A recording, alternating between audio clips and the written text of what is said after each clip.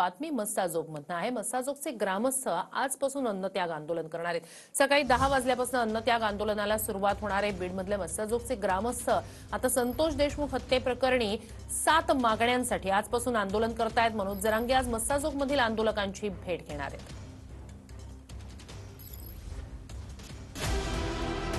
अन्नत्याग आंदोलन 7 प्रमुख मागण्या कोणत्या?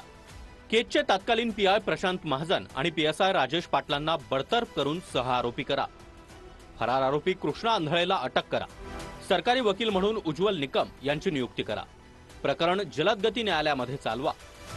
वाशी पोलीस स्टेशनचे पीएसआय घुले, कॉन्स्टेबल दिलीप गीते, गोरख आणि दत्ता बिक्कड हेड कॉन्स्टेबल यांचे सीडीआर तपासून त्यांना सहआरोपी करा।